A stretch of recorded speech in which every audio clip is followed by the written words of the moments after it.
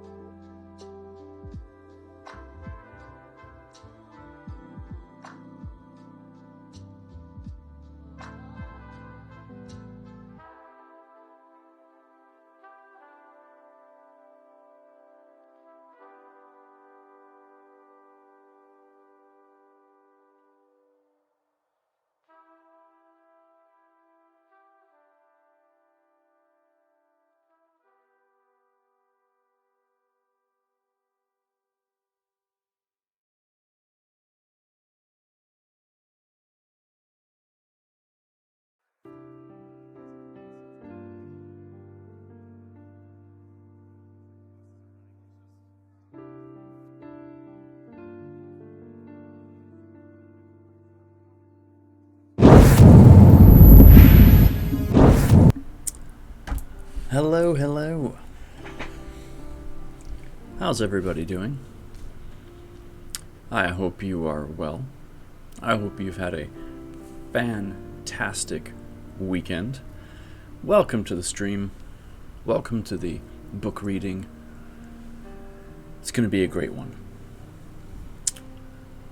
On Thursday, we learned a ton about Angela and her family and just kind of the craziness that's going on, kind of a bit of a backstory, and it was fantastic. We got a deep dive into who she is as a character, and I think that's going to serve us well as we dive deeper into this book. Reticent Sleeper, hello. Happy Sunday to you too. Welcome to the stream. Glad to see you. Got Aaron L in here, Purple's in here, Gold is in here, our author, the guy that wrote the book. Quite literally. Are you reading this Thursday? I plan on it. Let me just take a quick peek at the old calendar here. Thursday the 18th? Yeah, I don't see why it wouldn't be. Yep. Thanksgiving? No, probably not. We haven't quite figured out our plans yet for Thanksgiving.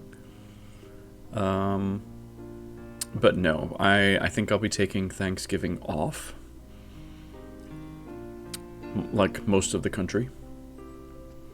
But Sunday, definitely.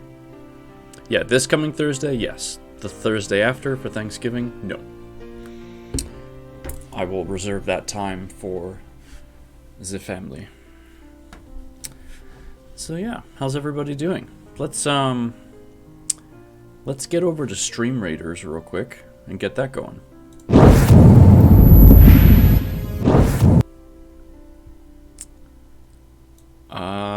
Let's see. We have a 4-skull battle.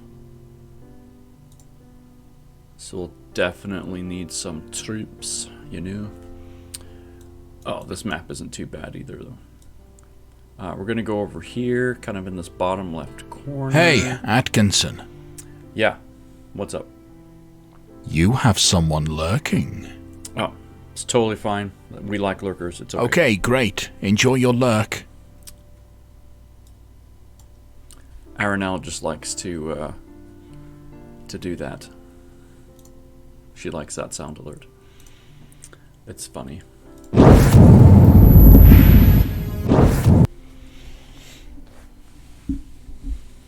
Amazing. I know. I thought I'd go with something a little bit more interactive, you know?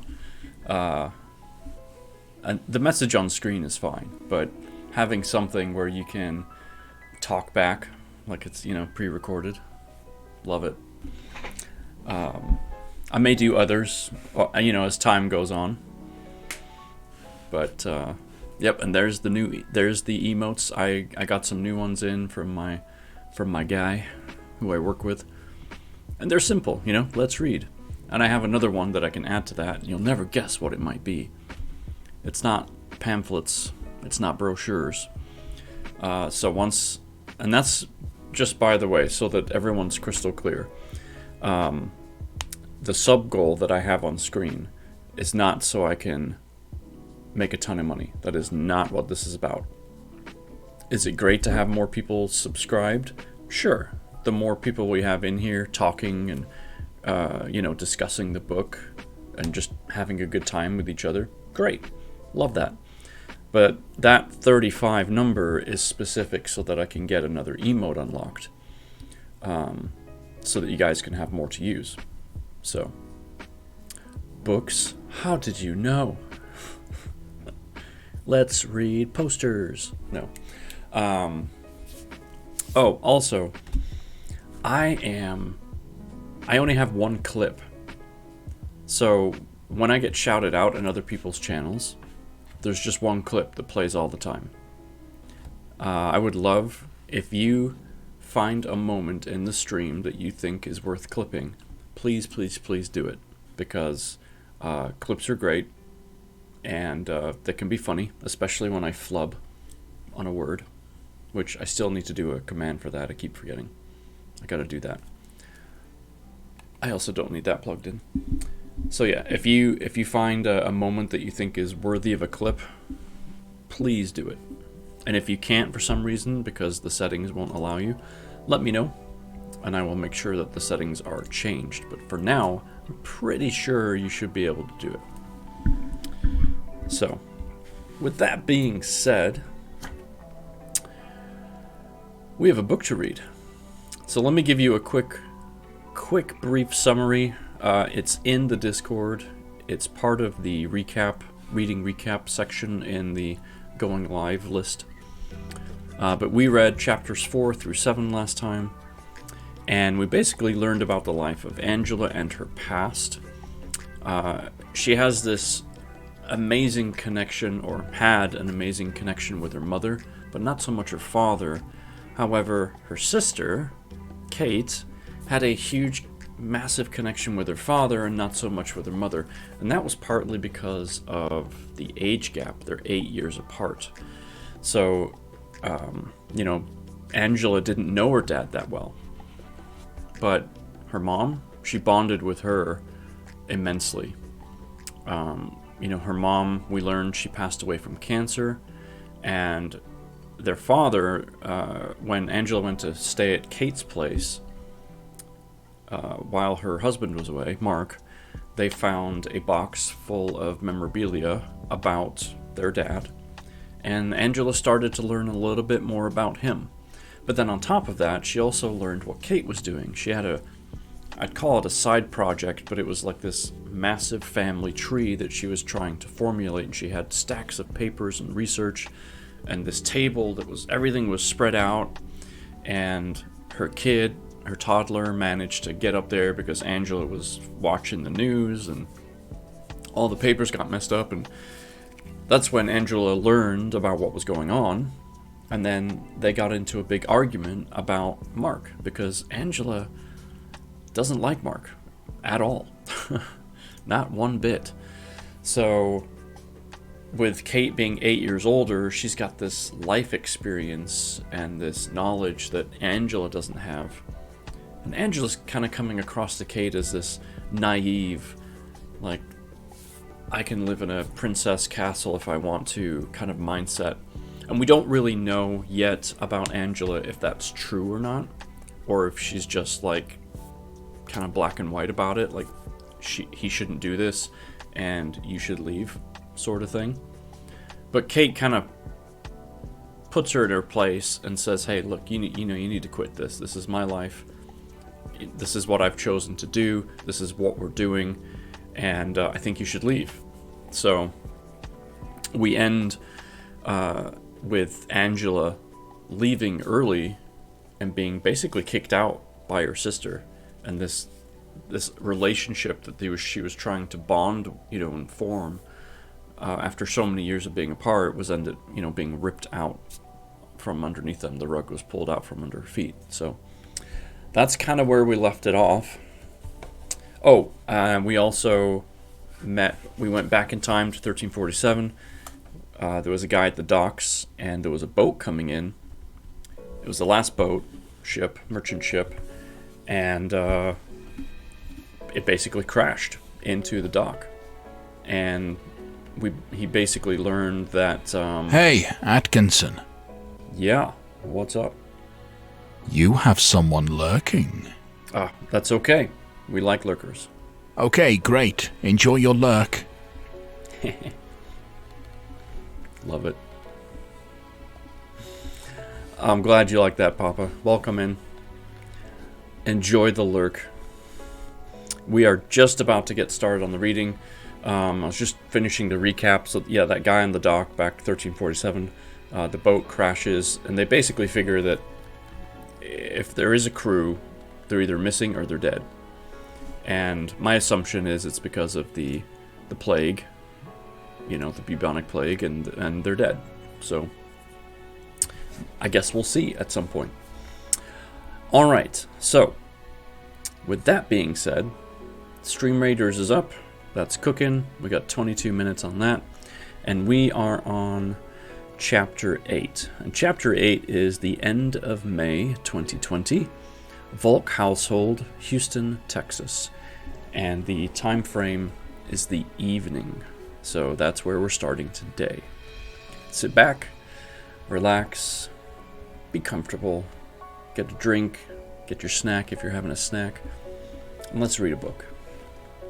Here we go. The 10-year-old Honda Civic pulls into the driveway and settles in behind the pickup truck. The squeal of the brakes concerns Sarah. Baby Blue has been Sarah's one and only car. They have traveled more than 150,000 miles together. Over the years, she has replaced the 2 sets of brakes, 1 muffler, and 1 engine. She has invested love and money into Baby Blue, but she is wondering if a 3rd set of brakes will be worth the effort. However, she's not sure where she will come up with the money for a new car. Money in her house has always been tight. There's enough for living, but little excess for luxuries. Sarah turns off the engine and pockets her key. She runs her hand over the dashboard and gives a little prayer to the gods. She steps out into the stifling Houston heat. It is still spring, but the temperature has already risen into the upper 80s. Sarah still appreciates the beauty of this particular day. At least it's not raining, which is a fairly common event in Houston this time of the year. In severe cases, the powerful thunderstorms can cause extensive flooding and loads of problems. As the rainy season fades to summer, the heat and humidity skyrocket. At that time, Sarah will be begging for rain to provide some humidity relief for a few days. Sarah walks to the back door of the car and retrieves a paper bag of groceries. She closes the door behind her and walks towards her front door. The sconces flanking the door are lighting the path before her and welcoming her home. Sarah opens the door and calls out, "I'm home." Alex appears in the hallway, approaching from the kitchen. He walks towards Sarah and reaches his arms out to take the paper bag from her. "Can I help you with that? I was getting worried. You are home rather late this evening." Sarah hands him the bag and turns away from him to hang her coat on the hooks by the door and to drop her keys in the silver tray. "It was a long day at the hospital. I stayed late to help out and then stopped at the grocery store to get a few things." "Anything good?" asks Alex as he peers into the bag. "Nothing special. Eggs, milk, those sorts of things," she explains. Sarah follows Alex through the house and into the kitchen. Several baking sheets are scattered across the counter. It appears that Sarah arrived home in the middle of Alex's dinner preparations. The television in the family room is turned up so Alex can hear the evening news. He spends most evenings planning and executing dinner. This is his particular chore within the household. He makes the meals, mows the lawn, and repairs the things that break in the house. Those chores work well with his schedule. Most weekdays, Alex is home by 5:30. Sarah works the 7 a.m. to 7 p.m. nursing shift at the hospital. She works that schedule on Monday, Tuesday, and Thursday. However, she picks up additional shifts when she can to bring in some more money. Today, she picked up a half shift for a nurse who had to be out during the morning. Sarah's schedule allows her the time to do the cleaning, weeding, and laundry. She imagines that once they have kids, she'll be the point person for all things baby-related. Sarah and Alex want kids, but they agreed that they want to be in a strong financial position before they take that leap. But time is running short. Sarah is now in her mid-30s and her window for having children is starting to close. However, things are starting to look up for the couple financially. She landed a nursing job at the hospital 6 months ago, which came with a significant salary increase. After his medical discharge from the Army, Alex spent a year in recovery. Once he left rehab, he struggled for a few years trying to find and keep a job. However, he is now settled into the daytime manager position at the trucking company. Between his salary and his military disability compensation from the Army, it is a solid financial foundation. Hello. Words, can't read them. While they have managed to get on the right track financially, these days, Sarah is more concerned with Alex's emotional capacity. Sarah knew the recovery from the Army was going to be both physically and emotionally difficult, but her Alex was a strong and determined individual, and she expected that. Over time, things would become easier. However, just the opposite has been the reality. As each year passes, Alex's emotional state becomes more severe and erratic. While physically, he is mostly healed, other than some leg and lower back pains that he manages with painkillers and physical therapy. Emotionally, he has continued to crumble. The Alex she stands next to in her kitchen today is not the same person she originally married. He tries hard to be upbeat and kind when directly interacting with her, but she can feel his aura of anger and pain waft off him and infect the air. Sometimes hints of the former Alex randomly rise to the surface. She can almost see him on these evening homecomings, but ultimately it is an incomplete picture, and as the hour passes, the shadow of the former Alex will fade. It is as if he runs out of energy to keep up with the facade for her. Sarah remembers the boy he used to be, the boy she fell in love with. Alex was one of the first people she met when she moved to Houston from Nashville at the start of her sophomore year. He was part of the Student Service Council, which offered tours and orientation to new students. On that first day of school, Alex acted as her tour guide. He was tall and muscular and had a friendly personality. She learned he was on the school's wrestling team and he had only moved to Houston a few years earlier. At lunchtime, Alex invited her to sit with him and his friends. Their friendship grew from that day forward until they officially started dating after she invited him to the junior year Sadie Hawkins dance. Sarah and Alex had a large group of friends, but that group was very eclectic. They did not fit in with typical high school cliques. They were not smart enough to be part of the academic crew. They did not play enough sports to join the 3-season jock group. Neither of them did theater, so that group was out. Their group was more leftovers, average students who played one sport or who were from a wide spectrum of cultural backgrounds. Now that Sarah thinks about it, most of their group was not native to Texas. At some point in their lives, their families had moved to the state.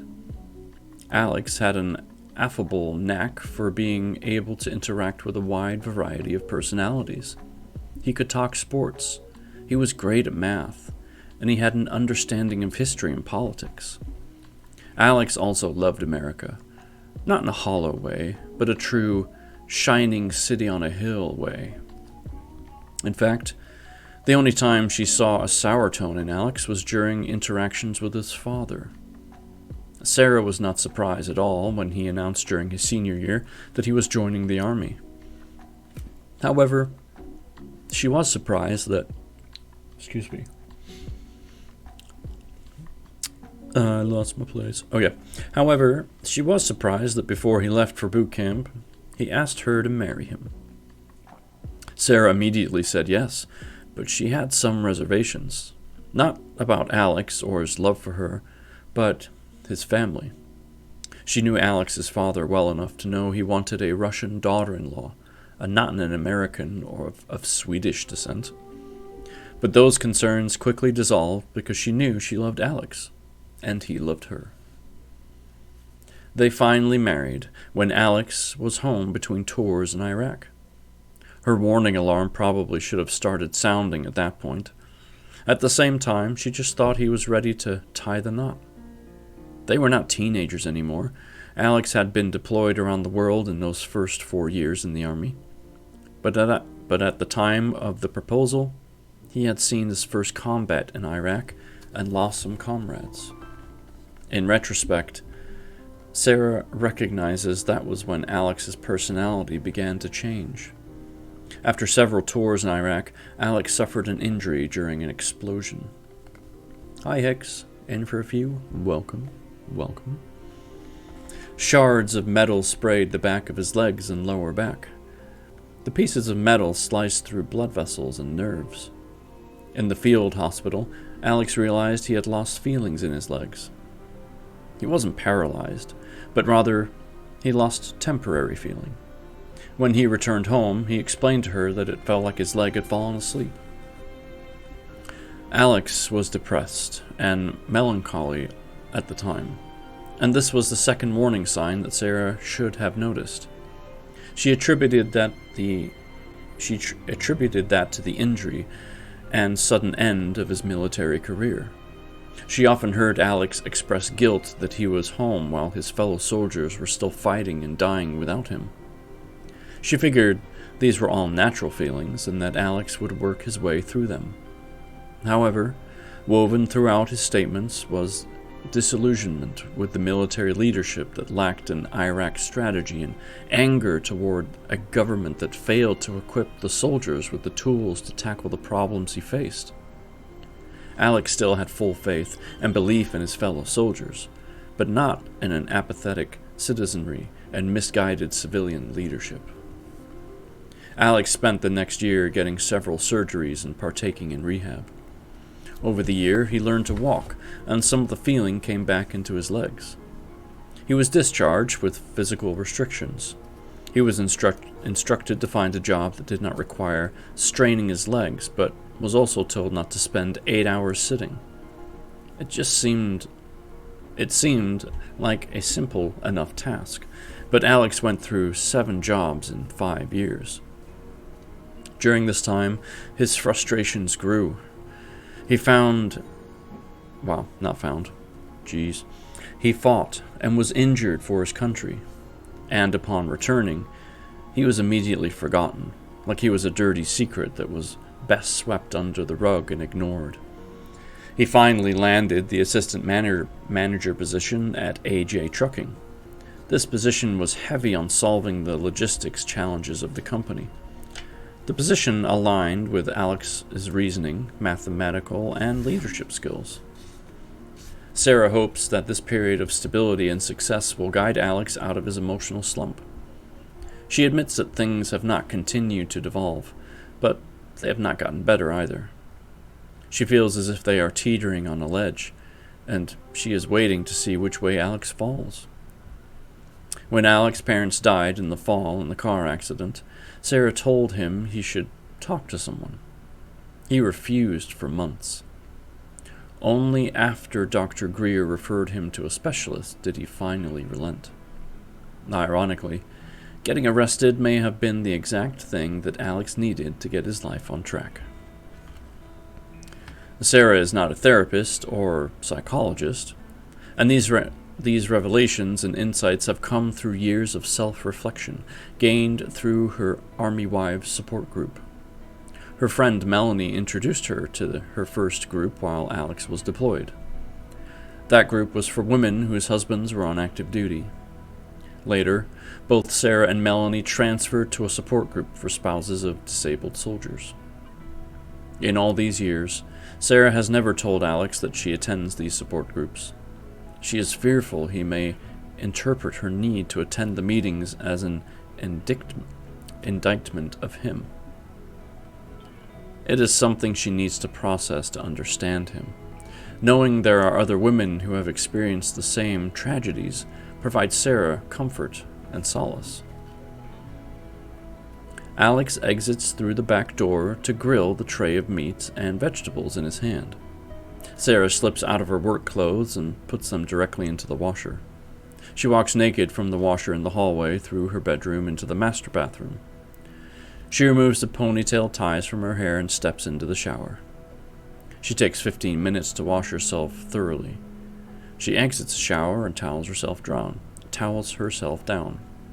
She grabs underwear and yoga pants from her dresser drawer and enters the walk-in closet and pulls one of Alex's long-sleeve shirts from a hanger and slips it over her head. She walks back into the kitchen just as Alex returns from grilling the dinner. She grabs plates, glasses, and utensils from the cabinets and sets the table. She retrieves a bottle of white wine from the refrigerator and pours herself a glass. "What made today so hard?" asks Alex as he cuts his meat. "What do you mean?" replies Sarah. "You said it was a long day and you had to stay and help," he says, chewing his food and looking at her directly. Sarah takes a sip of her wine to gather her thoughts. "There was an older woman who came in just as I was about to leave.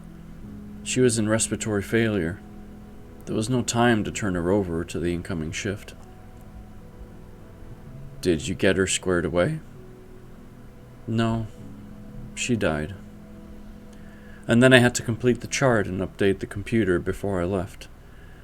That is the hard part about this ER position. It's a lot more death than I'm used to. And it's all these horrible events.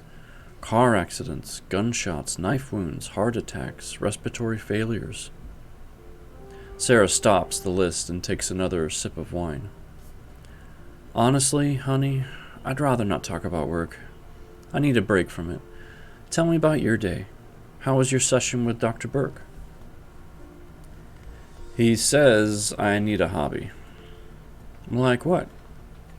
He didn't specifically say. He said I need to have a distraction, particularly when I feel my emotions flaring. He suggested I do something with my hands that will produce an end product. His example was wood carving. "Are you interested in wood carving?" "Not at all, but I have to come up with something." "You're always working on the trucks at AJ's. What about refurbishing a classic car?" "That's actually pretty interesting. It involves my hands, and there would be an end product when I'm done. The only issue is where are we going to get the money to buy a classic car?" "Well, you're buying one that's in rough shape. The whole point is to get one that needs a lot of work. Maybe we can find one that is cheap.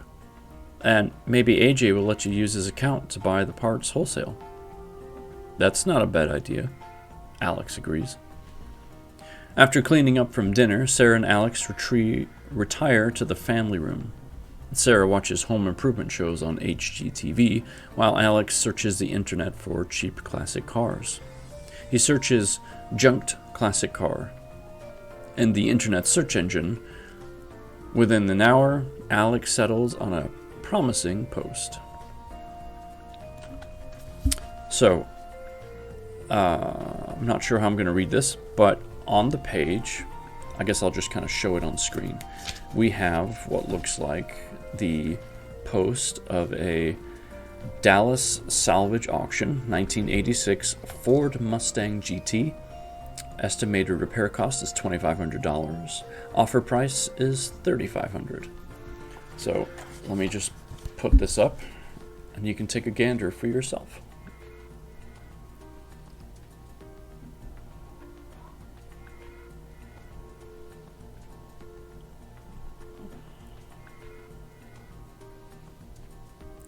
So lots of detail there. And if you want to look at that even closer still, there's how you can get a copy for yourself. There's vehicle stats, vehicle description, car condition. So in this case, the brakes are worn and scheduled for replacement. The muffler requires replacement. There's several stains on the convertible top. There's a tear in the passenger seat leather. There's body damage from an accident on a passenger side panel. Various scrapes. The engine's good, and has been serviced regularly. Financing is available. So, lots of things that he can tinker with in trying to fix up this car. It's a V8. It's had 2 owners. And yeah, Ford Mustang convertible GT.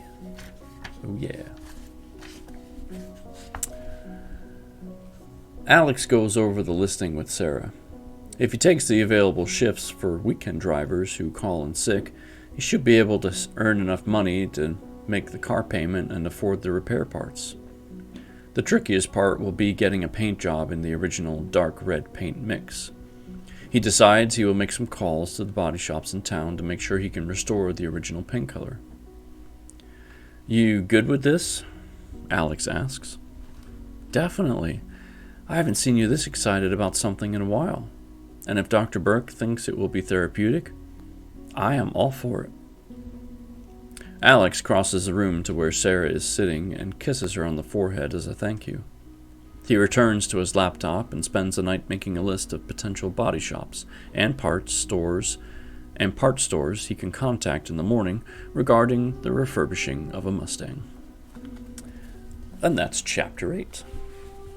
So in Chapter 7 and prior, we had kind of a background on Angela.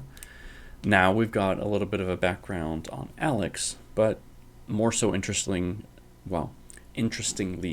from his wife's perspective. So that's kind of cool. Yeah. And that is the end of the chapter.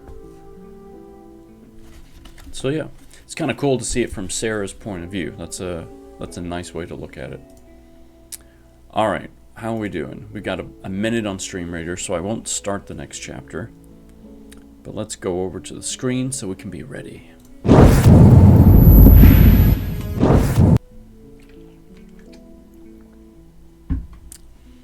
All right, we got some lovely troops coming in here. Looks like we've got a level 5, some level 1s. Yeah, so we shouldn't be too bad. So 40-ish seconds left to place any final troops. I'll go out so we can come back in. That way I can get a good refresh. Good luck indeed. Yes. Should be fun. I'm ready. We're gonna win. I'm not worried about it at all. Easy peasy. Alright. 18. You'll join the next fight? Wait, are you not in this fight, Aranel? Aranel, come on. Your country needs you. And by country, I mean Stream Raiders. Alright, time is up. Let me refresh. And let's see. So we've got a... what is that? I can't even tell. Oh, a mage. Okay, cool. Berserker, Centurion, another archer, another archer. Alright. Just do that. And start the battle. Good luck, everybody. Let's take him down. You were finishing your nap. Well, that's completely acceptable. I understand. Naps are a wonderful thing. Uh-oh. Will his archer survive? Yes, it will. But will it keep surviving? Got a flying rogue coming in to help. We're gonna get flanked from behind. Oh no, we got 3 on them now. We're good. Up top, we're taking names and kicking butts. Whoa. Hicks. Thank you for gifting a sub to M is Me. I love M is Me. She's a wonderful human being. Good job on the win there, folks. Let me get the next battle up and running here. Thank you very much, Hicks, for that gift subscription. That's super kind of you.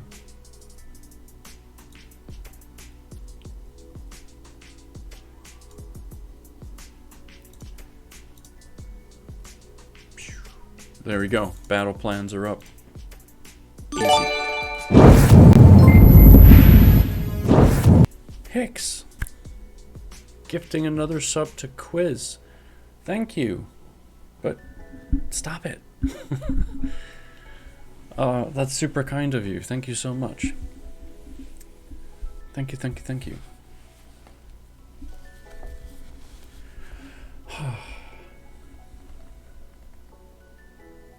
That was mostly a real car listing. Okay, good to know. You know, and I'm not surprised by that. I like, Goldie, that you throw in nuggets of truth in here that, you know, give it more realism. So that's kind of cool. Yeah, thank you, Hicks. You're amazing. Thank you for doing that. All right. The new battle is up. Feel free to drop some units in. Free to play game. Just click the link, grab a unit, throw it down. That's all you gotta do. Every 5 minutes you can drop another one. Yeah, only 5 subs and then we can add another emote, so that's cool. Thank you, Hicks, again, for those 2 subs, gifted subs. That's great. Thank you. Alright, we are on Chapter 9. End of May 2020, Boston, Massachusetts, early morning. Goldie says, I tried my best to create depth and history on the characters for the readers to really understand them. Fantastic. Totally worth it. Because then we can really connect, and when good or bad things happen, we can relate. Hicks says, my pleasure. Well, you're a wonderful human being, Hicks. But you already know that. Alright, so it looks like we're going back to Angela, our college student, who was kicked out of her sister's house. So let's see what happens in Chapter 9. In the fog of sleep, Angela can hear the blaring buzzer of her alarm clock. With a sense of excitement, her eyes pop open to see 6 a.m. flashing on the alarm's display. She throws the covers aside and shuffles out of bed. She can feel the butterflies in her stomach. She heads out of her bedroom and into the bathroom she shares with Sammy. In their subleased apartment. It takes her a few moments to organize her toiletries. She's still getting accustomed to the new living space. In a way, it is odd to be living in someone else's apartment. She and Sammy were pleased with how clean the furnished apartment was when they arrived a couple weeks ago. The common area consisted of an open galley kitchen that flowed right into the living room. The kitchen was stocked with a full set of plates, bowls, glasses, and silverware. On top of the fridge, there was a microwave plugged into the wall. There was no dishwasher, so Angela and Sammy agreed that takeout would be the best course of action. Their sublease is modeled after my best friend's apartment in Boston when he went to BU. Cool. See? Another cool little real-life example. Love it. Each has their own small bedroom. The bathroom is equally small. There is a pocket door with frosted glass panels that retracts into the wall to allow entrance into the bathroom. Directly in front of the door is a mirrored medicine cabinet that sits above a small pedestal sink. To the left of the sink, there is a series of shelves in a makeshift open-air closet. Sammy and Angela each took a shelf for their personal bathroom items. To the right of the sink, there is a toilet. Angela does not have a wide breadth of exposure to toilets, but she is sure that this one is particularly diminutive. On the far right of the bathroom, there is a cast-iron clawfoot tub. To complete the bathroom's theme, the tub is only 2.5 feet wide by 4.5 feet long.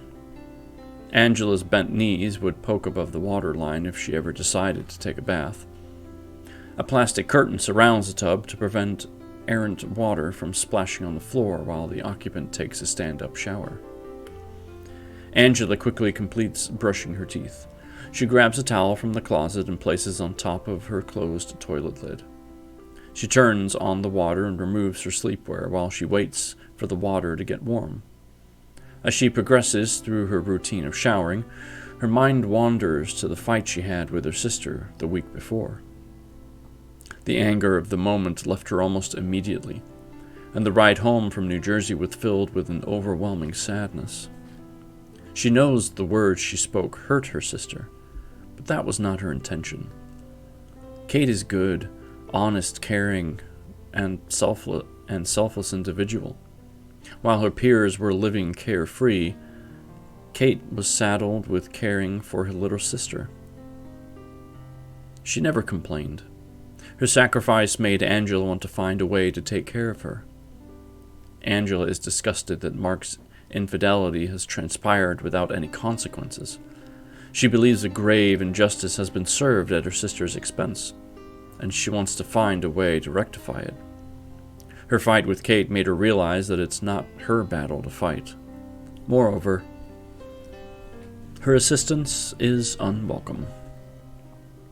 Angela reaches down and turns the water off. She grabs a towel from the toilet lid and pats herself dry. She wraps the towel around herself and tucks the corner of the towel in to keep it from falling down.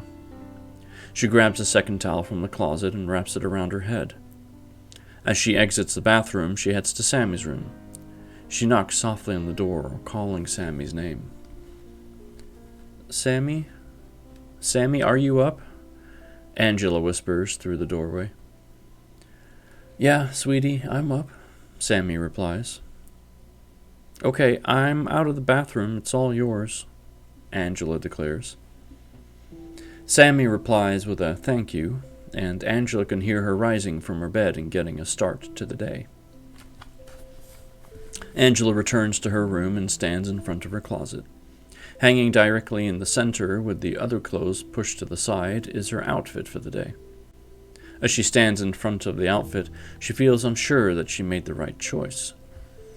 Upon second inspection, she feels there is no character to the outfit. She has a pair of dress slacks, a white blouse, and a blazer. When she put the outfit on earlier in the week, she thought it gave off an academic vibe. She thought it would impress in a room full of scientists.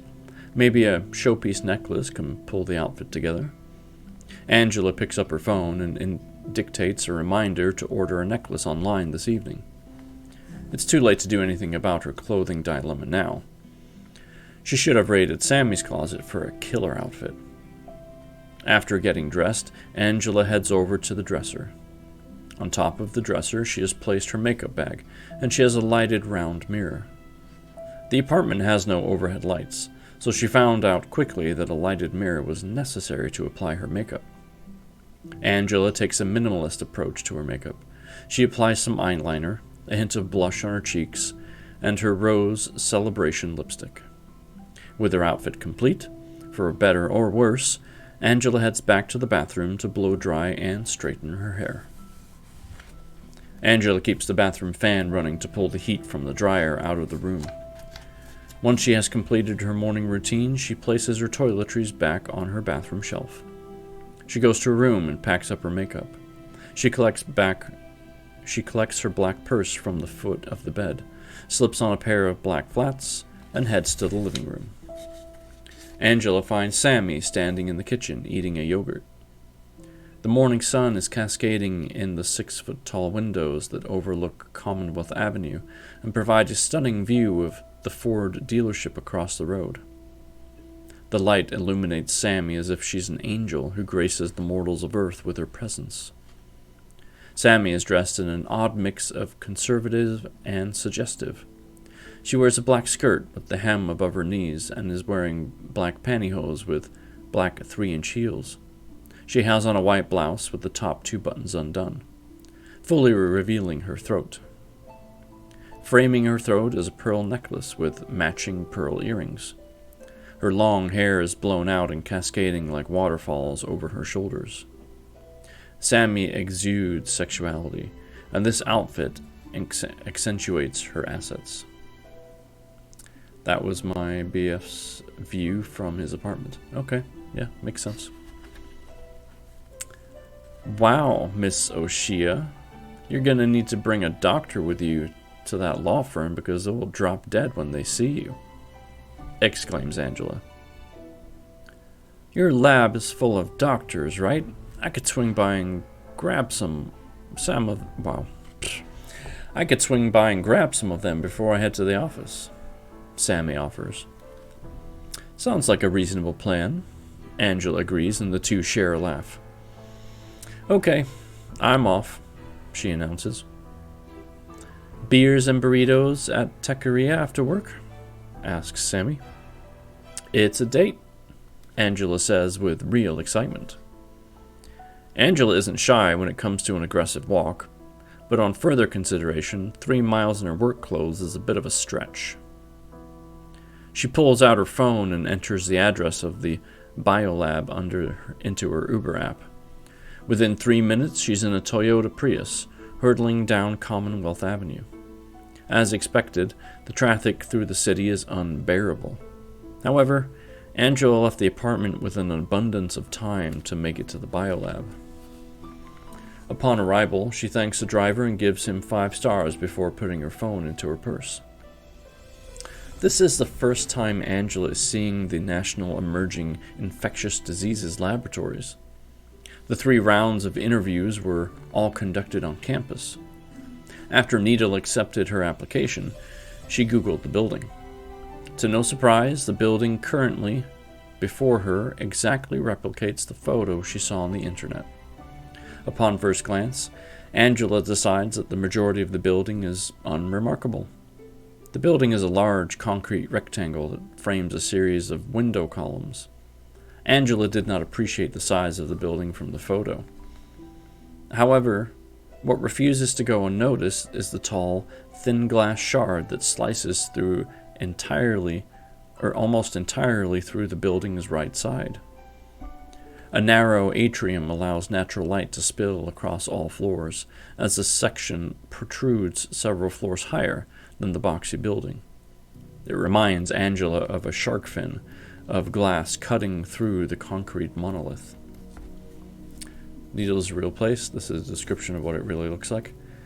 Yeah, I'm not surprised by that. I had a feeling it would be.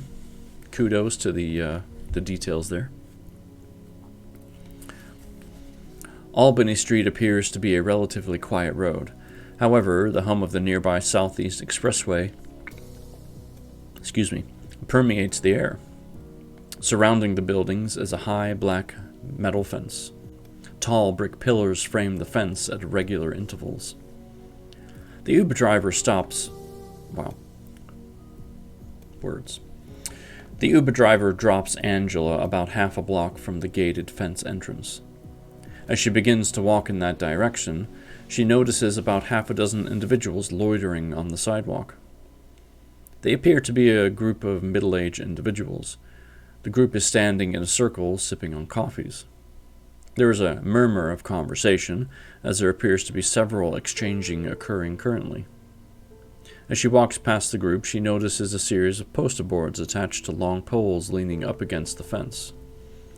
On the posters, there are images of the biohazard symbol and rudimentary drawings of bugs. The slogans splashed across the posters read, "Needle is environmental racism. Say no to bioweapons lab. Say no to the needle." Angela continues along the sidewalk and approaches the guard building.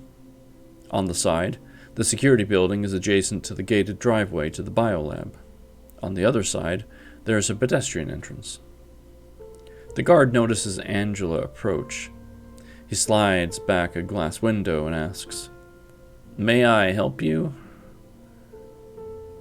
"Good morning. My name is Angela Sindile. I'm one of the summer interns. This is my first day."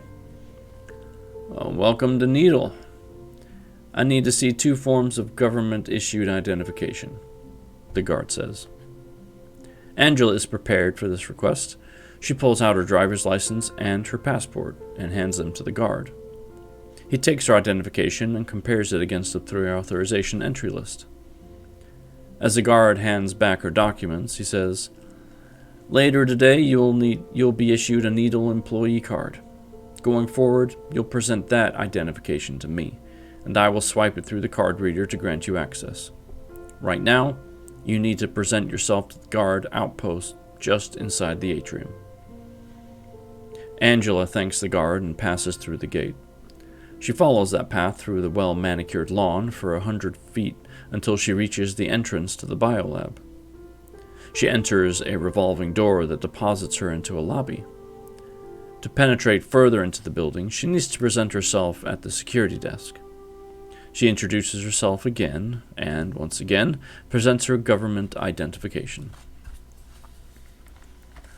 Thank you, Miss Sindile, the security guard begins. I want to provide you with the ground rules here at Needle. Needle is a secure facility with many restricted areas. You will be permitted access only to those areas granted by our employee badge. During your first day, you may only enter the areas your Needle escort permits. Upon entry to Needle, you'll need to pass through a bioscanner. It's right over there. As you can see, it is similar to the pod you stand in when entering an airport. All other materials will pass through a screening bay. There are certain materials that are not allowed inside Needle. If you happen to bring these materials, we will ask that you place them in your assigned locker before you enter. Those restricted items include cellular phones, cameras, laptop computers, and electronic storage devices. Any attempt to enter Needle with restricted or forbidden items may result in a suspension or revocation of Needle access. In addition, any illegal weapons or contraband discovered during the screening process may be subject to seizure and or criminal prosecution of the offender under local, state, or federal law. The guard recites in a monotone. His delivery is flawless and flat, born from endless repetition.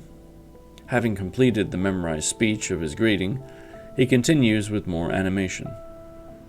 Each morning you will swipe your Needle employee card and sign off that you understand these rules. That all makes a lot of sense, Angela agrees. She internally winces, thinking of all the extraneous items she brought in her purse.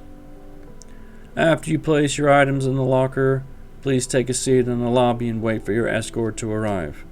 Your escort's name is Michelle. Angela places her purse onto a conveyor belt that will pass through a scanner. After completing that task, she approaches the full body scanner. She places her feet on the markings and thrusts her hands above her head. The machine delivers a low tone followed by a high beep. Angela is asked to step out of the scanner and collect her belongings. As instructed, she takes the restricted items out of her purse and places them into her assigned locker. She closes the locker door and turns the orange knob until it clicks. Angela then pulls on the orange knob to remove the locker key. The number 203 is printed into the hard orange plastic of the key's handle. She takes the key and places it into the inside zipper pocket of her now empty purse. Angela exits the room with the lockers and walks directly ahead to the series of couches and chairs surrounding a white coffee table. The furniture has a minimalist theme. The cushions are black leather and the arms and legs are metal. The armrests are made of hard black plastic that contrasts against the silver metal of the furniture's frame. Angela sits on the love seat, which is diagonally across from a young man who is already seated. The young man is wearing a dark blue blazer with a red tie and tan slacks. His hair resembles a tussle of hay in both texture and color. He has a thin, boyish face with dark brown eyes. At a quick glance, Angela finds him to be fairly attractive. "Hey, I'm Asher. Do you work here?" questions the young man. "No. Well, yes, sort of. I'm an intern. Today is my first day," Angela explains. "No kidding. I'm an intern as well. Like I said, I'm Asher. Are you Mora or Angela?" he inquires. "I'm Angela. I guess you received the same welcome letter?" Angela deduces. "I sure did. I'm really excited for this internship. Where are you living while you do your internship?" asks Asher. "My friend and I are subletting a place on Commonwealth Avenue near BU. What about yourself?" Angela responds. "I'm subletting a place not too far from you. It's just a little further down the road, closer to BC. But it's just me living there for the summer," replies Asher. "Well, if you know any good places to eat, let me know. My roommate and I don't cook." I will think of some and text you. What is your number?" Asher asks as he reaches into his pocket for his phone. Coming up empty, he starts to laugh. "I forgot. They have my phone. I'm not sure how I'm going to get through the day without it. I know. That was a bit of a shock. I hope no one needs to reach me, Angela adds with a laugh. As the pair's laughter dies down, they notice that 2 other individuals have approached the seating area. Hugh and Mora, I assume. Now, which is which? Asher jokes as he glances back and forth between the 2. I'm Hugh, says the young man. His tone is so serious and flat that Angela is not sure whether he understands Asher's joke. Hugh extends his hand to Asher, then offers his hand to Angela. Hugh's hand engulfs Angela's, and his handshake is firm but not overpowering. Hugh towers over the 3 interns. Angela guesses he's at least 6'4". She's fairly tall for a woman at 5'7". Asher only appears to be a few inches taller than Angela. The final intern, Mora, appears to be a couple of inches shorter than Angela. While Asher is particularly thin, Hugh appears to have filled out his frame. Angela wonders how a person of his size navigates a lab without knocking over the equipment. His close-cropped haircut exaggerates the square shape of his face. His broad forehead is mirrored by a wide, protruding chin, connected by a straight, angular cheekbones. His entire look is complete with a finely tailored dark gray suit. Asher extends his hand toward Mora with a smile. Hi, I'm Asher. Mora, says the young lady. She tentatively takes his hand with a kink to her wrist. The look on her face displays that she is undertaking an unpleasant task. Mora quickly disengages from the handshake. As Angela approaches Mora to introduce herself, she gets a closer look at her appearance. Mora has an oblong face with a long, narrow bone structure. Her long, straight black hair makes her face appear to stretch out even longer. Angela thinks a shorter style with layers would be a more complimentary look. She's not unattractive, but rather, her face always appears to have a stern expression. Again, a smile would do wonders for Mora's overall presentation. Her business suit clearly is custom tailored.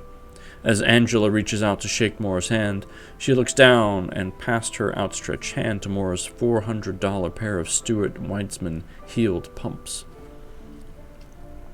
Hi, I'm Angela. I was excited to see another woman hired for the internship, and from Harvard, no less. It's a pleasure to meet you, Angela gushes.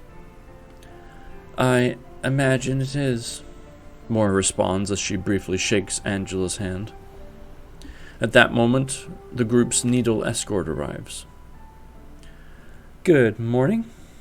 My name is Michelle Sisko. I work in human resources here at Needle, and I'm in charge of the intern program. Please gather your belongings and follow me to the conference room for your morning orientation. The 4 interns fall into step behind Michelle, and they approach a door opposite the waiting area. Michelle swipes her ID card in a reader on the wall to the right of the door. An audible click is heard, emanating from the door while it opens. As the group traverses down the hallway, Michelle points out that the offices and departments behind the doors they pass. This is part of the building houses the administrative departments, such as human resources. She finally turns into one of the rooms. The group shuffles in behind her. Angela finds herself in a large conference room. In front of her, there's a large rectangular wooden conference table with 10 high-backed leather chairs surrounding it. Michelle stands behind a lectern located on the opposite wall from the door. On the wall behind her, the Needle logo is projected onto a screen. Mora and Hugh settle into a pair of chairs on the side of the table. I've saved a seat for you, neighbor, Asher says, holding out one of the chairs for Angela to sit in. Thank you, good sir, she says as she takes the seat next to him. On the table in front of Angela, there is a solid white placemat. In the center of the placemat sits a black leather-bound folder with the letters Needle stamped into the upper left corner.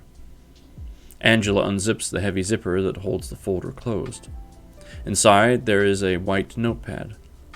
On the inside binding, there is a sleeve that holds a needle monogrammed pen. On the left side, there are slots for loose papers and business cards. Angela pulls the pen from the sleeve and places it on top of the notepad in preparation. In the center of the table, there is a large water pitcher and several glasses. Angela suddenly realizes how thirsty she is and starts to reach forward to grab one of the glasses. "Oh, here. I already got you a glass," Asher says as he hands her a tumbler full of ice water. "Oh, thank you again," Angela says as she takes the glass from him and places it on the white placemat.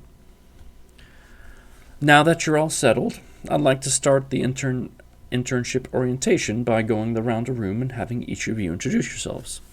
Again, I am Michelle Cisco, Senior HR Manager at Needle. This is my 10th year working at the labs.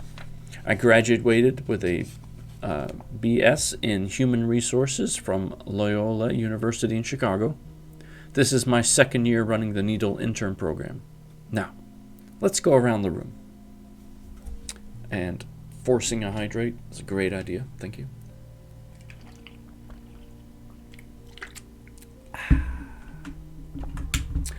Thank you, Annabelle. I'll go first. My name is Asher Conrad, and I just finished my junior year at Boston College. I'm getting my degree in biochemistry. I really enjoy the extensive exposure I get from both biology and chemistry, and the melding of those two disciplines under my major. After finishing his recap, Asher turns his head towards Angela, prompting her to go next. "Hello," Angela starts as she scans the room. "My name is Angela Sindile. I'm studying molecular and cell biology at Boston University. I also just completed my junior year, and I grew up in New Jersey."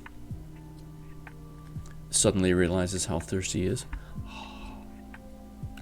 Give me all the water.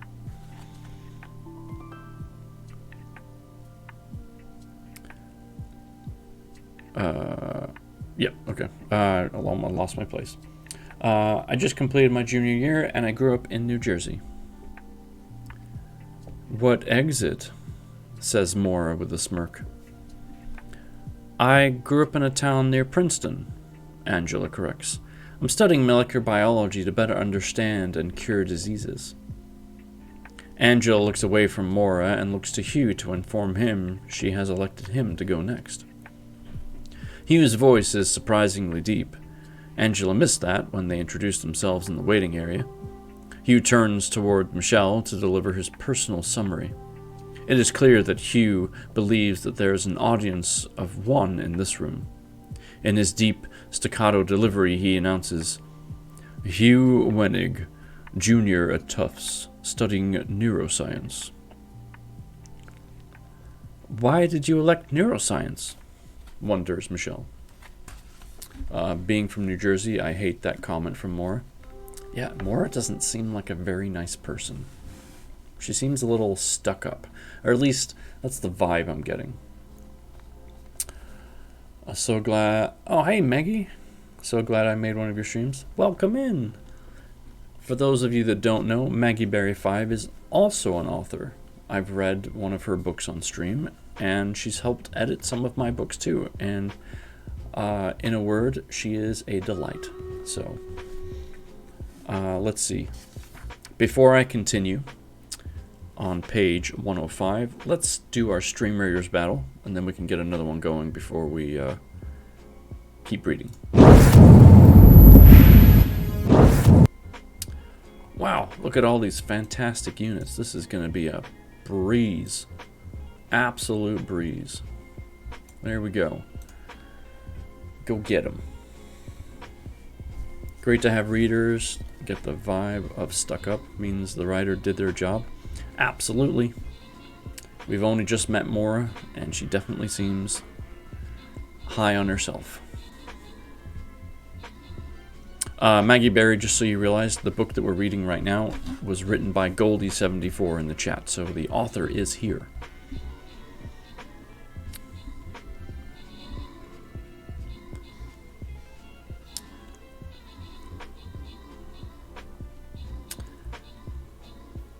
Oh yeah, this was a easy win. Only 7. Aranel, thank you for giving that sub to Reticent Sleeper. That's really kind of you. Thank you so much.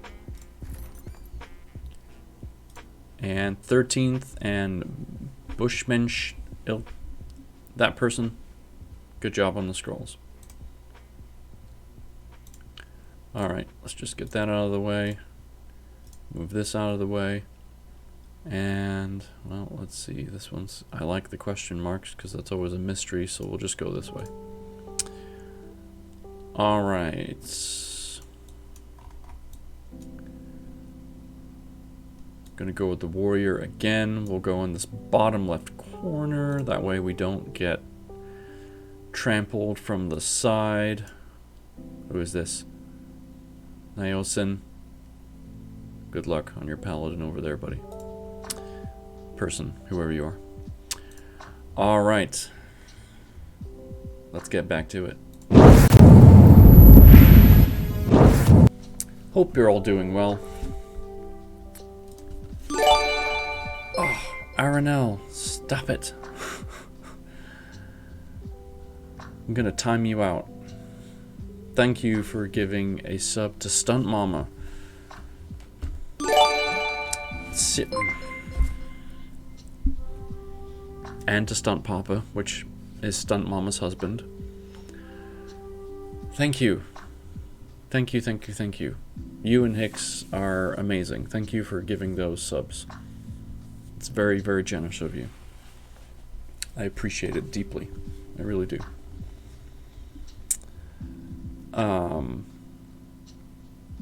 Let's do some shout-outs since we're taking a quick break here, because we got some cool people that we need to recognize.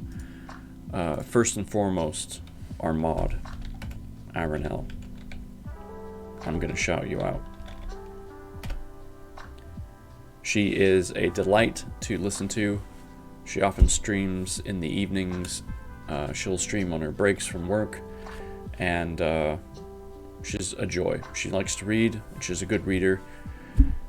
And there's Stunt Papa. Yeah, you and your wife now have subscriptions. Give to what I believe in. Well, I appreciate that. And I appreciate that people believe in me. That lifts my spirits immensely. Aranel, if you're able, can you please do a shout out for Stunt Mama? Stunt Mama likes to play scary games, and she has a lot of jump alerts, and she uses Dixper, which is always fun to interact with. I have a blast with it. Making her jump on screen is hilarious. And she's just a wholesome human being as well. And then we also have Purple Justice in here. She is also part of the Plat Squad, which I am now a part of. So I will shout you out.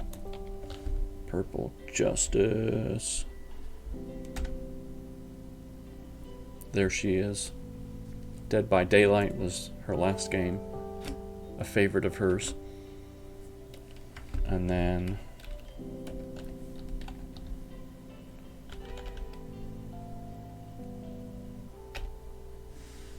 there's Stunt Mama. She's playing the crab game, aka Squid Game.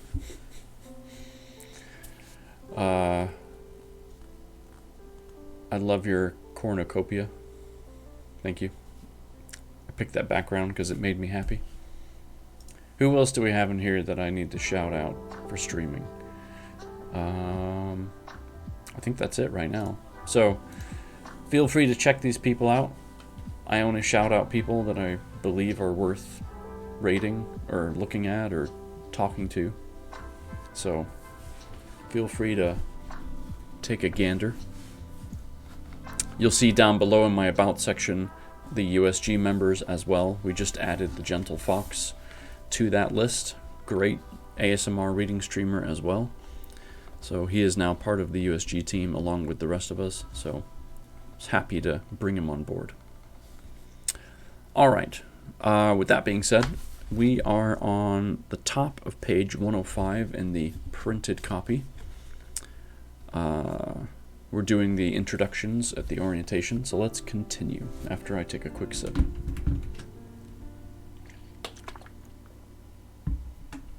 All right, here we go.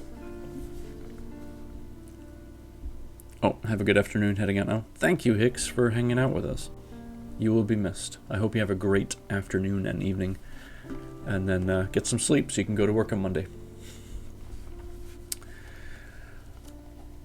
Hugh appears flustered by the question. He was not expecting to be challenged on his summary. He sits for several moments, blinking multiple times as he processes the inquiry. Just as the pause is becoming uncomfortable, Hugh blurts out quickly, "I'm interested in understanding the biological basis of brain function in relation to thought and behavior. The Tufts program emphasizes exposure to hands-on laboratory experiments.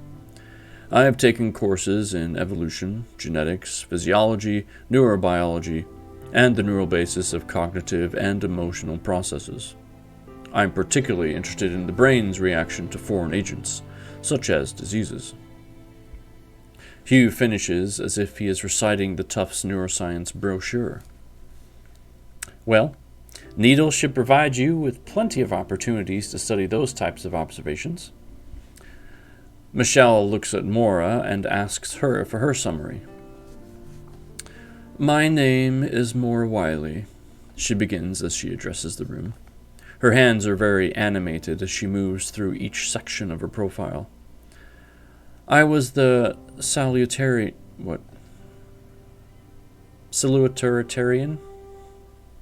I have no idea what that is. At my high school in Long Island." She continues as her hands point to her chest. "I'm a biology major at Harvard University and will graduate next spring. I'm a member of the Bioethics Society, Health Advocacy Program, and the Pre-Medical Society." She finishes with a wide grin on her face. The second highest student. Okay. I figured it was some kind of like,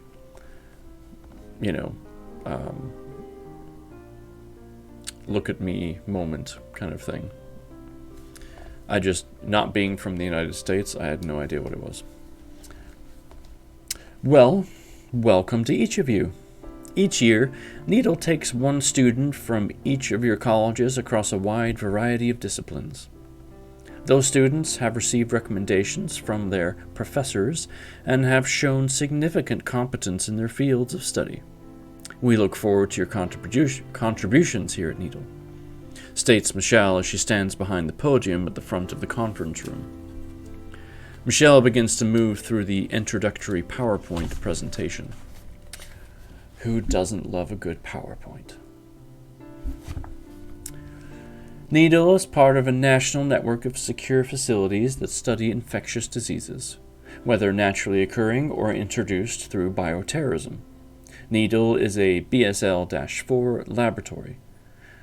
There are 4 biosafety levels, or BSLs. BSL-4 is the highest level. BSL-4 laboratories are used for diagnostic work and research on easily transmitted pathogens that can cause fatal disease. These include Marburg virus, Ebola virus, Lassa virus, Crimean Congo, hemorrhagic fever. I have no idea. SARS virus, Hendra virus, and Nipah virus. I have no idea if I'm saying any of those things correctly, but that's fine. Needle is not allowed to develop bioweapons, but we do study the impact of bioterrorism agents, such as hantavirus, anthrax, and the botulinum bacteria. Wow, you've done a lot of research on this book, I'll tell you that much. Needle's goal is to determine ways to slow, contain, or cure these bioweapon agents. Michelle explains before she switches away from the slide listing all the diseases analyzed at various BSL-4 labs. Michelle moves on to a mission statement slide saying, "Ultimately, Needle's mission is to understand deadly pathogens. By analyzing these pathogens, we can predict outbreaks and respond quickly to spare lives." She continues, "The Needle facility was given final approval for BSL-4 research by the Boston Public Health Commission on December 6, 2017. To achieve this approval, Needle established several precautions such as airflow systems, multiple containment rooms, sealed containers, positive pressure personnel units, or personnel suits, safety protocols for all procedures, personnel training, and extensive control access to the facility," Michelle explains. Do you like the shout out? Very nice to recognize those that support. Have a great night as well. Thanks, Six. Bye. Michelle, if the facility has implemented all of these safety precautions, why are people outside protesting Needle's presence? Asks Angela. Well, they are concerned a laboratory accident will occur. BSL-4 labs date back to 1928 and the opening of the Rocky Mountain Laboratories in Montana, and we are all still here. Needle is the newest, most sophisticated, and safest BSL-4 lab in the country, Michelle defends. You may have already noticed several of our safety measures as you entered the building this morning. The Needle building is set back 100 feet from the high iron fence mounted in concrete support pillars that surrounds the property. An armed guard controls all entry in and out of the facility. Once you gain entry to the grounds, a secondary control point that consists of a full body scan greets you. All doors are locked, with access controlled by your individual ID badge. This ID badge tracks the movement of all employees, which is displayed on a 3D heat map in our security room. That is amazing. I would love to see that display, Asher says. That would not be possible. First, an individual requires specific security access to enter that room. In addition, that particular room's location is in an undisclosed area. Michelle goes on. The Needle building has been constructed to sustain a 9.0 earthquake on the Richter scale. Each individual laboratory is contained in its own 12-inch thick reinforced concrete frame.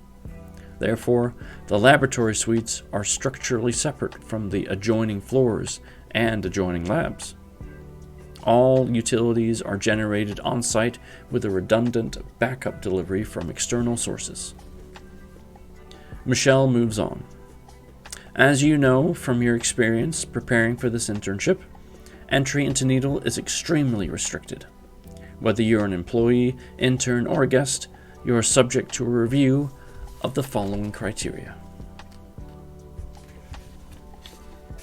Michelle gestures to the presentation screen, which shows a criminal background, fingerprints, academic record, employment record, social security number, 2 forms of government-issued identification, sexual offender registry information, credit history, RMV/DMV driving record, medical evaluation, psychological screening, drug screening, immunization records.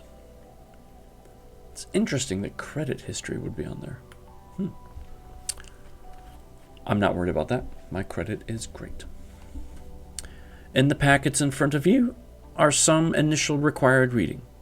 In that folder, you will find policies covering insider threat awareness, behaviors of concern, self or peer reporting procedures, evacuation procedures, and safety guidelines, as well as a non-disclosure agreement and our dress code.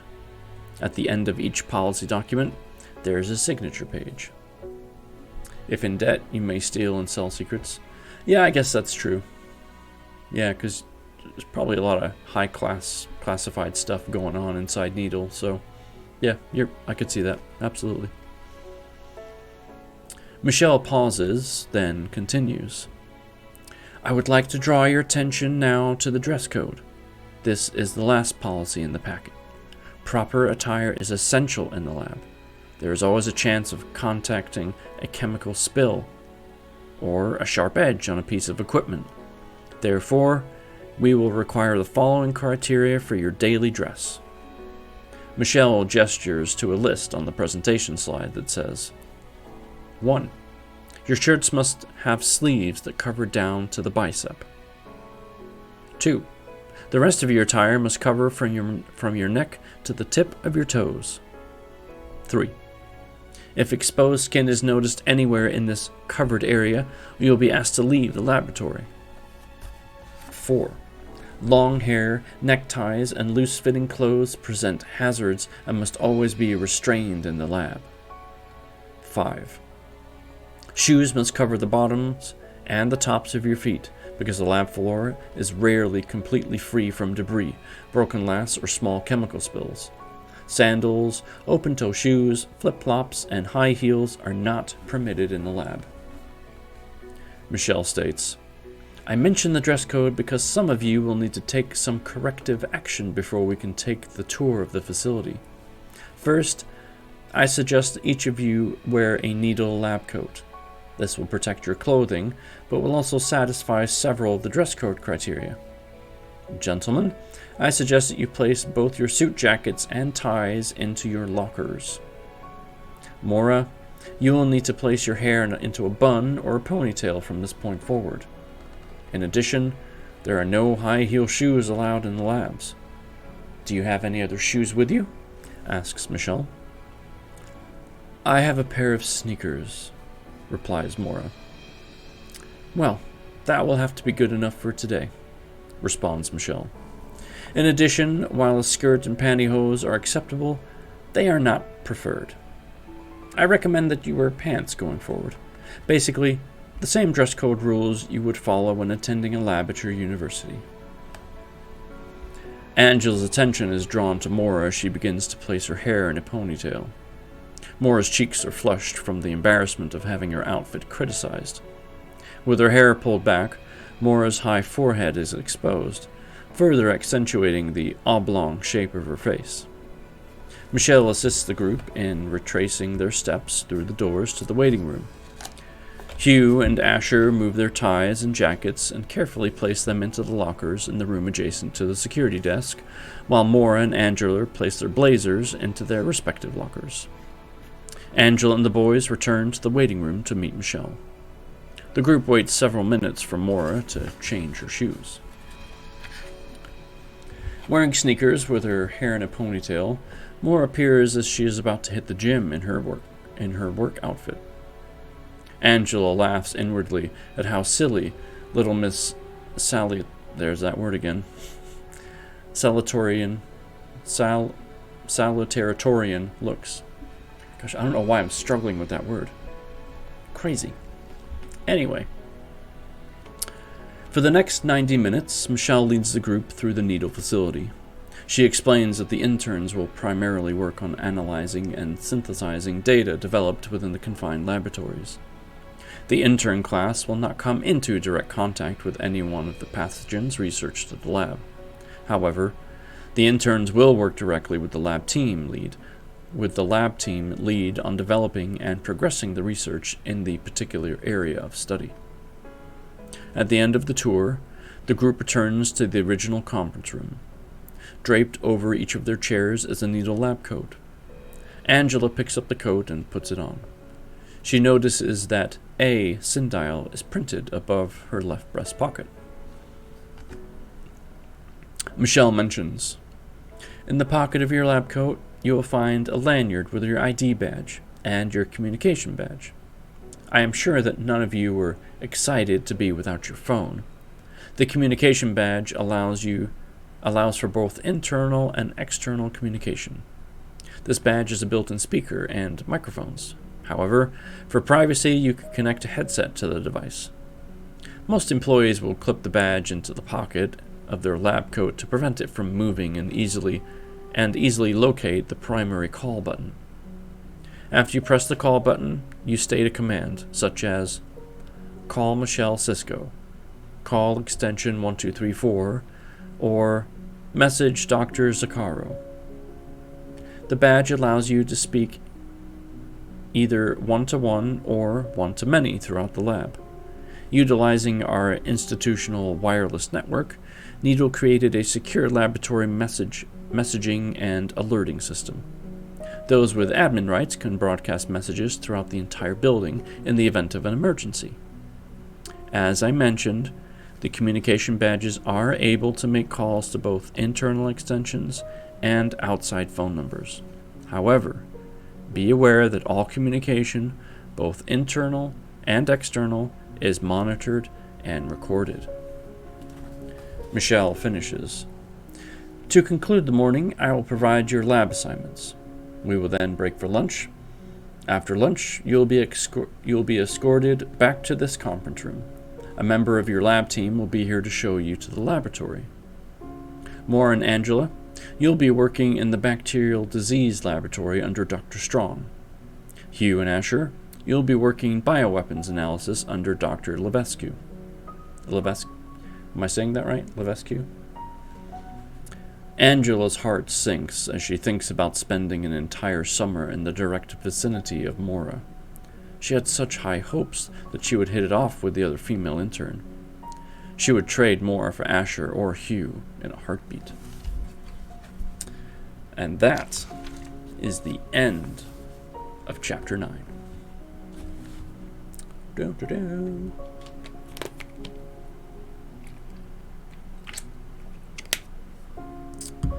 All right. Hope you guys are doing well.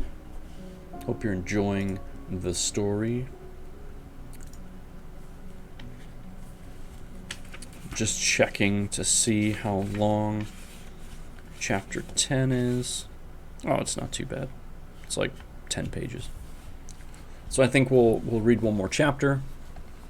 I'll do our stream raiders, and then yeah, we'll go raid. So let's get into it. Chapter 10 is end of May 2020, Boston Biolab, Boston, Massachusetts, morning. Hey, Atkinson. Yeah, what's up? You have someone lurking. That's great. Lurkers are good. Okay, great. Enjoy your lurk. Chew, thanks for that lurk. Enjoy it. You have an official blessing. Have a good lurk. Yeah, I have a sound alert. Aranel, stop it. Thank you for gifting Chew a sub. You didn't have to do that, but thank you.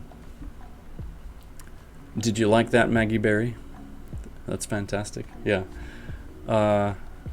I wanted a more interactive lurk option. That way, lurkers knew that I appreciated it. So, all right. Good. That's great.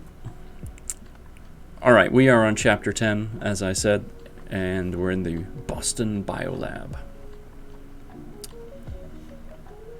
With the initial orientation and a meal in the cafeteria complete, the group returns to the conference room. After a few moments, two individuals enter the room wearing white needle lab coats. Dr. K. Winston and G. Demias are emblazoned above their left breast pocket. The female is the first to speak. Hello, I am Karen Winston. I will be escorting Angela and Mora to the bacteria laboratories. Aranel. Angela gathers her leather portfolio and moves to the front of the room to stand next to Karen. Mora joins the group a moment later. Great, let's head out, Karen suggests. The three women move through the corridors with purpose as they exchange pleasantries about the weather and the commute. After passing through a series of security doors, they arrive at a set of double doors. The sign above the doors reads, Strong Laboratories. The sound alert works once per stream. No, should work anytime. There's no limit. Karen uses her card on the ID reader to the left of the doorway. She then opens the door and ushers the interns into the lab. The interior is illuminated with bright fluorescent overhead lights. In the center of the room, there are 2 sets of cubicle desks. Each grouping holds 4 desks that form a larger square. Privacy walls separate the cubicles. When seated, the walls obstruct the view of the adjacent desk. However, one can stand and peer over the wall at a coworker. Each desk has a computer, keyboard, mouse, and multiple monitors. On the right side of the room, there is a long conference table similar to the one in the orientation conference room. This space has a podium Hey, and a Atkinson. projector. Yeah. You have someone lurking. Yeah, I know it's Aranel. That's fine. Okay, great. Enjoy your lurk. Aranel, you're a dork, and I love it. Unlike the orientation room, there are also several whiteboards that have a series of formulas and drawings written in various colors of dry erase markers. Directly opposite the double doors, there is a wall made of clear glass. On the other side of the glass, there appears to be the inner workings of a formal lab. Inside the lab, there are large black tables, each with a safety rinse sink. Beakers, burners, and various other lab equipment. Across the back wall, there appears to be a series of standing computer workstations. Did you know he is working on the novel he read? What? I don't understand that question. You should ban me? Okay.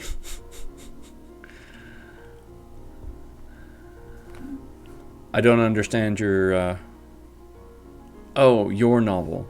Yes. Aaron is doing the audio for it, right? Yeah. Yeah, no, that should be great. He's got a good voice for it. This will be your home for the summer, states Karen. Let me introduce you to the head of the laboratory, Dr. Strong. Karen begins walking toward the left side of the room, and Maura and Angela follow. The trio approaches an oversized desk. Behind the desk stands a man who's turned away from them, writing notes onto another whiteboard. Dr. Strong, your summer interns have arrived, Karen announces. The man seems unfazed by the announcement and continues to write on the whiteboard. A few moments pass, and Karen tries again. Ethan, your interns have arrived. Karen attempts with a bit more volume. The man puts the finishing touches on the notes he is crafting and slowly turns around from the board. Angela is struck by how young the man is.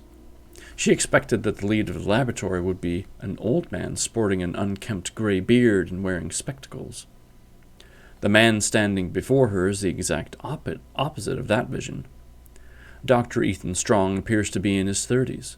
He's clean-shaven, which shows off his prominent cheek and chin bones, and his piercing blue eyes that are not obstructed by any glasses. Angela guesses that he is several inches taller than 6 feet. When he speaks, his voice is smooth and measured. Ah, yes, I had forgotten that was today. He begins as he first looks from Maura and then to Angela. His eyes then focus on Angela as he continues in a slightly softer tone. Welcome to the lab. We have some exciting work for you both this summer. This is Maura Wiley and Angela Sindile, mentions Karen as she gestures first to Maura and then to Angela. Maura will be working with you while Angela will be working with Dr. Wu's old team, relays Karen. Wow, I almost lost my place. I have from HR that Maura... Karen begins before Dr. Strong cuts across her. Dr. Strong turns his gaze away from Angela and turns to Karen, saying, There was an update to the assignments. I'm guessing HR did not get a chance to update their records. Karen gives him a quizzical look as she slightly tilts her head. I see. That must be it. I will ensure they get their records updated. She turns to the girls. Well, ladies, let me get you situated at your respective desks and assist you in getting your communication IDs activated, offers Karen. Let me save you some time.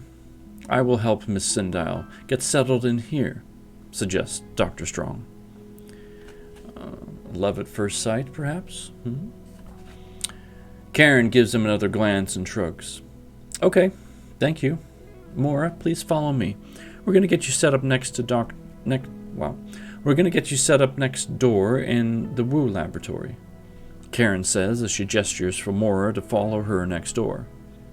Mora falls in behind Karen as they walk back towards the double doors.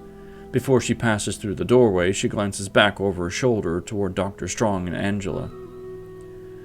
See you soon, Angela calls out to Mora as she walks out the lab. Angela turns back to address Dr. Strong. I am very excited about this opportunity, Dr. Strong. Please, call me Ethan. I hate when Karen calls me Dr. Strong. We have been working together for several years. You'd think she would call me Ethan by now. Okay, thank you very much for this opportunity, Ethan, Angela corrects. Well, you earned it. Your recommendations from your professors were glowing. Plus, I enjoy working with students from BU. Who knows? You may be one of my students soon. Ethan waxes. But if that happens, you will have to call me Professor Strong. Will do. So you teach at BU? Questions Angela. I do. I teach a course on pandemic diseases. We cover all the hits. Cholera? Again, with the words. Ebola, influenza, SARS, Zika, and my favorite, the plague. I also teach advanced molecular biology, which focuses on the function of receptors in relation to infectious transmission. I may have to reconsider my fall schedule, Angela says with a chuckle. Why is Mora not working in this lab? Professor Strong is a former X-Man. Yeah, probably. She is assigned to Dr. Wu's lab. However, Dr. Wu is currently out on disability. I'm covering this lab temporarily until a new lab head is put into place, Ethan explains. I see, Angela responds. Let's get you settled into your workstation, offers Ethan as he directs Angela back toward the cubicles. As they approach the closest desk, Ethan gives out a piercing whistle. In an instant, a series of heads emerge from the cubicle's partitions. Team, this is Angela Sindile from Boston University. She will be our summer intern this year. Angela, this is David, Eric, Angie, Arjun, and Irina. And of course, you met Karen earlier. For a moment, Angela thinks she's looking at a poster on diversity. The group before her is an eclectic group of nationalities. Angela smiles and says hello to the group. Angela will be sitting here. I'm going to help her get settled in. After Karen returns, we will have a staff meeting at the conference table, announces Ethan. The team murmurs their agreement, and one by one, the heads disappear below the partitions. Let's get your communication badge set up, Ethan offers as he reaches forward and removes the lanyard from Angela's neck. Ethan presses the power button on the badge and begins to cycle up. Next, Ethan presses a small round button on the side of the badge, and then leans over and presses a smaller button on a smaller black box sitting on Angela's new desk.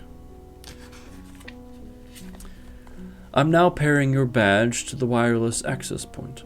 This will acquire a unique IP address that will allow the system to recognize that this communication badge is associated with you, Ethan explains. When this flashing yellow light switches to a solid green, it means your comms are synced to the system. Ethan then grabs a headset off the desk and hands it to Angela. Hold the button on the right side until you hear the 3 beeps, he directs. Angela does as instructed. Ethan presses another button on the badge from the headset. Angela hears, Device connected. That was my best robot device word. I thank you kindly. I don't have a time. 5-ish maybe, since Aaron's streaming tonight. Yes, you'll be reading more Sense and Sensibility, I assume. The communication works completely off of voice command. To make an internal call, you state commands such as call Dr. Ethan Strong or call extension 1234.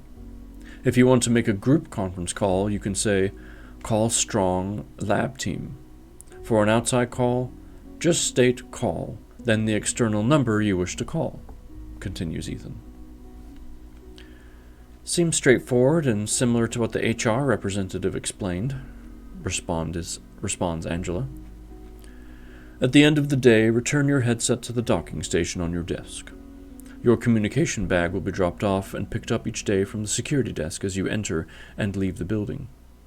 Every second you're in the building, Needle is tracking you, jokes Ethan. Right, the orientation instructor mentioned that, answers Angela. Let me show you the device in practice, suggests Ethan. He presses the large button on the left side of the headset and states, call Strong Lab Team. Angela hears a short ring from the headset, and then she hears Ethan's voice through the speaker say, please meet presently at the lab conference table for a team meeting. Angela hears the shuffling of papers, and then, once again, one by one, heads appear above the partitions as the team leaves their cubicles and moves towards the conference table. Several minutes later, the entire team is seated around the table, including Karen, who has returned from Dr. Wu's lab. Ethan takes his place behind the podium to properly address the team. Angela is seated in the chair closest to the podium. She has her notebook open and is ready to take detailed notes from her first official meeting. All, please welcome Angela Sindile. She will be our intern this summer. Angela is a junior at Boston University and is studying molecular biology. Ethan begins. The group offers their greetings and congratulations to Angela. Strong Laboratories is focused on studying the transmission and infectious capabilities of Yersinia pestis, more commonly called the plague. This is a very exciting time for our lab. Usually we are analyzing the destructive nature of the plague. However, recent scientific discoveries have opened the exploration of the potential curing properties of this pestilence, Ethan states with clear excitement in his delivery. Thank you for the gift sub, Aaron Alkendi. I wish I could, but I'm otherwise engaged. When my kids are a bit older, I might have time for myself again, but not for a few more years, I suspect. Yeah, I have a 5-year-old, and I totally understand. Completely. A series of scientists in Europe have begun research on a vaccine for the HIV and AIDS virus. The line of research is based on a recent study that determined approximately 10% of the European population is immune to HIV. Another curiosity is that the immunity is heavily concentrated only in the European region of the world. Logically, the mutation must have occurred in the past, acting as a defense against a different previous epidemic caused by a pathogen that also targeted white blood cells. Studying disease history, biologists traced the mutation back about 700 years. This is when the bubonic plague swept through Europe.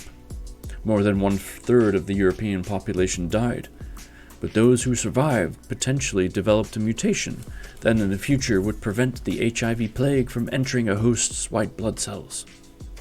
Currently, scientists are trying to infect such resistant cells with bubonic plague bacteria to test the hypothesis that the same mutation in the CCR5 receptor gene could have also thwarted the plague in the Middle Ages.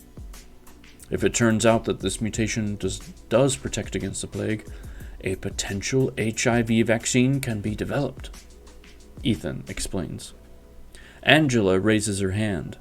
When Ethan pauses and gives her a nod, she asks, "How does this plague mutation work?"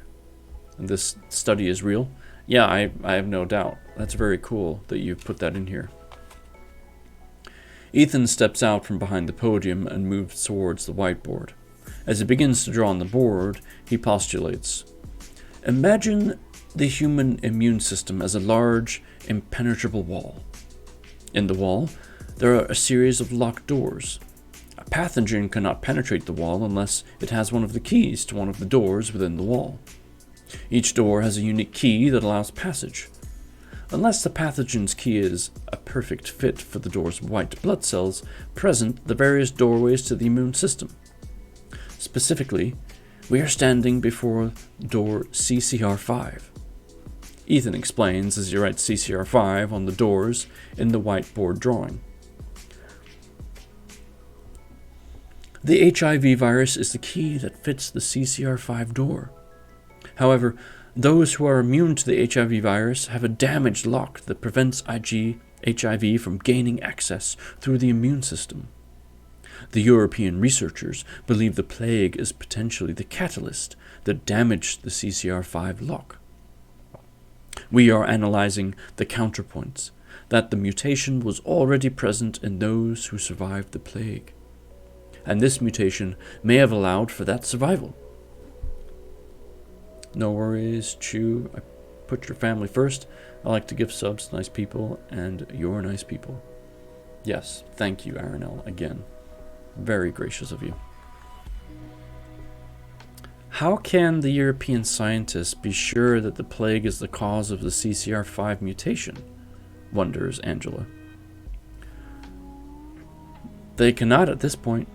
That's why we are part of a network of labs that are testing the hypothesis, replies Erica. How do we test the hypothesis? Continues Angela. That is the role of Irina and I play on the team, responds Arjun. We are taking a series of white blood cells and injecting them with the bubonic plague. We are using a strain of bubonic plague found in Madagascar in 2014. This is the most virulent modern version of the plague. We then observe it and at what frequency a CCR5 mutation occurs. The rest of the team is studying ways in which to utilize a dormant version of the plague to trigger the CCR5 mutation. If successful, this will be used to create a vaccine for the HIV virus, summarizes Ethan. Is the testing dangerous? Questions Angela. Of course it is, says David with a laugh. We are in a level 4 biolab. You don't need to worry. Arjen and I are the ones who will be handling the pathogens and running the tests in the secure laboratory. There are a plethora of security measures to protect us and the other Needle employees, interjects Irina. Are there any other strains of the plague? Why use the most deadly available version? Ponders Angela. There are other strains that are studied around the world. There is an available strain of the 1920s San Francisco plague and another strain from rural China. However, the strain from Madagascar is considered to be the strain that most closely related to the strain known as the Black Death, explains Arjun. Able to jump back into the read for a bit, yippee? Welcome back. Hicks, welcome back. The tension in Angela's shoulders seemed to relax.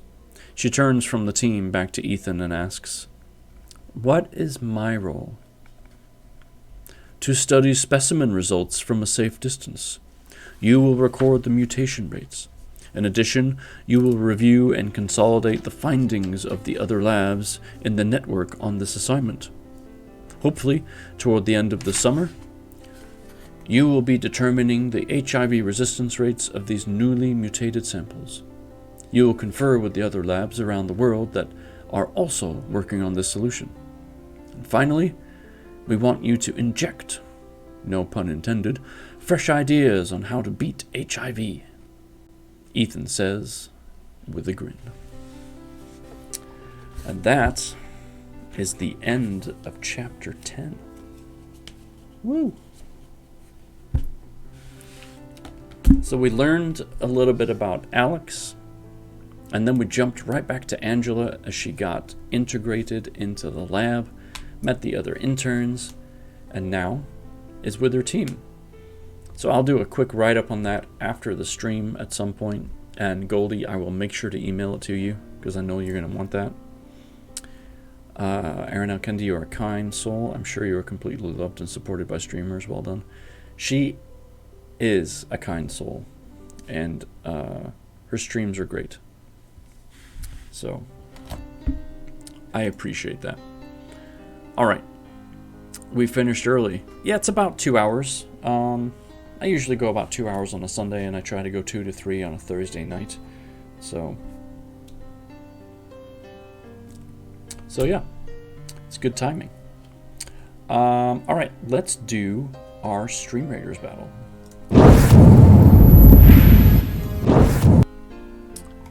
All right, look at all these beautiful. I'm gonna curse this time, actually. We're gonna put a curse right up here. Here we go. Good luck.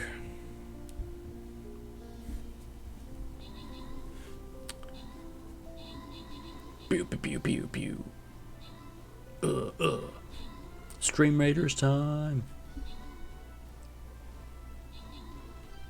Separating into 2 groups, that's not too bad. We need some support over here. 13th Age leading the way.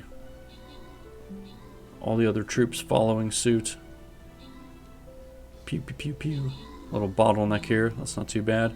Up top, we're doing great. Mowing them down. This will be over soon. And it's done. Good job, everybody. Good job indeed. 3 sets of winners this time. 13th, Garuki, and Purple Justice. Is Garuki in here? He is. He's lurking. He's lurking. And Blue Wave, hi. You came at just the wrong time. We're about done. But I appreciate that you're here. That's super kind of you.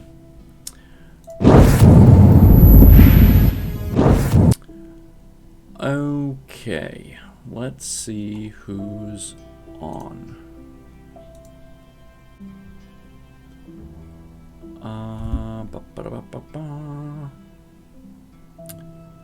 I don't see anyone on from USG or from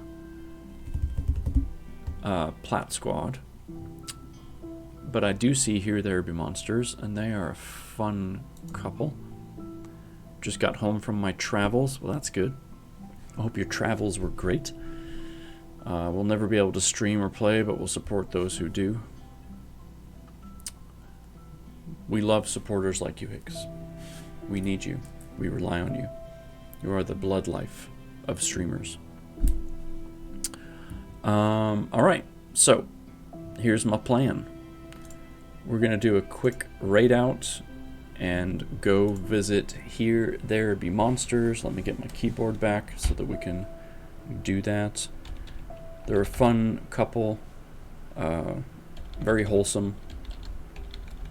They have a good stream. They know what they're doing. They are pro streamers for sure. Let me just make sure I'm spelling this right. Here There Be Monsters. Yeah, I am. Okay. And they're doing Stardew Valley right now. So, yeah. Join me for the raid. Thank you again for the subs, Aronell and Hicks. I appreciate them dearly. Thank you everyone for being in here. Matt just arrived as we're leaving. Hi Matt, and goodbye Matt. I appreciate all of you. I really do. Today has been wonderful. We got some good chapters in. Stay tuned for continuing read on Thursday. And for those of you that are now subbed, make sure you get in the Discord if you are not already. That way you can join us on a Saturday night as we read a subs-only book right in Discord. So, thank you again. Have a great remaining of your weekend. Remember, you may not be able to change the world, but you may be able to change somebody's world. So, keep that in mind. Atkinson, not sure if the bloodline, but appreciate you saying. You are. You just don't realize it. Alright, everybody. Have a great day, and we'll see you next time.